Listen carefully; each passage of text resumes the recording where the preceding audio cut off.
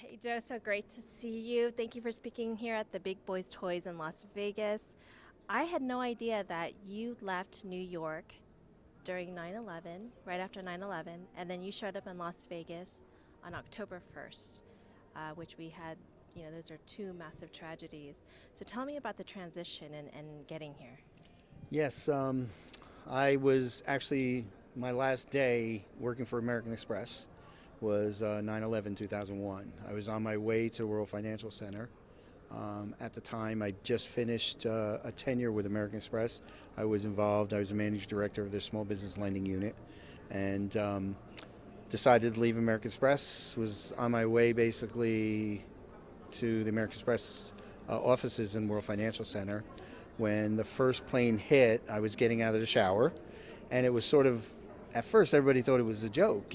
Some pilot just flew into the World Trade Center. My driver had picked me up. I was on my way down to the World's Financial Center, and the second plane hit. And I was listening, I'll never forget, I was listening to 1010 Wins on the radio, and it went from how ridiculous, who could have flown into the World Trade Center, and we were going to sort of look up and see what we could see. And then the second plane hit, which it was the most beautiful day, a September day in New York City, almost like a beautiful fall day here in Las Vegas. And we heard the second plane hit. 1010 Winds went nuts. We were under terrorist attack. This must be a terrorist attack. This is not an accident. And I get chills thinking about it right now. We ended up turning around, going down to Midtown where my attorney's office is, and sat in a conference room for the rest of the day, just watched. And I think the crushing moment was when the building started collapsing, because you never expected that. So I had friends at Cantor Fitzgerald, I had friends at Windows of the World, I had friends that worked. I lost close to 300 friends that day. Oh, So yeah, just the next day, I got a car through American Express, a rental car, drove back a 5 hour and 15 minute drive, drove back to Virginia. I was living in North Virginia, right outside of D.C. at the time, and my wife and my two kids and a kid on the way, and made it home in like 4 hours. Did like 100 miles an hour on the way home. There was nobody on the road. Yeah, I got home, and then so it was tough. It was tough. I was living in Virginia at the time and still working in New York. I'd left New York officially in '91, but then sold my company to American Express, and that's when I ended up working for American Express.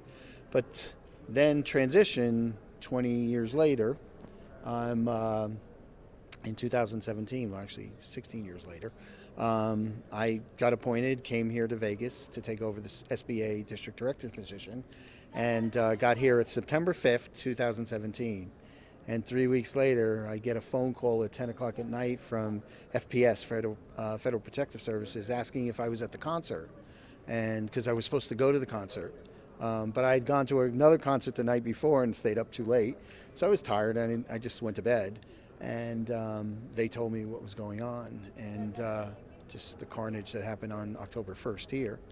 So it's sort of all of a sudden just, I moved from New York to Vegas, to Virginia to Vegas, and then here I am, and there's another disaster that's man-made disaster type of situation. So yeah, to say the least, it was not the most the cheeriest moments of my life, but they really got me, especially going to public service like I did. It sort of almost reinforced why I was taking this position and why I've spent the last 4 years, because the next disaster is the pandemic that I've had to deal with the last 20 months. But I think all those things sort of reinforced in me the importance of life, the importance of really supporting business and supporting people. I mean, I think I talk to most of my counterparts, and I don't. The businesses are sort of intangibles to me. It's really the people that you're helping. At one point, the 500 phone calls and emails I was answering a day, because I wanted the people to know that we were going to do everything we could to help them with the different programs we were involved in, and so on and so forth. So the stimulus program. So yeah, that's sort of an encapsulation of three of the most impactful moments of my life. The last being COVID and it being 20 months long. At least the others were one day, and then you just recover. You try to recover.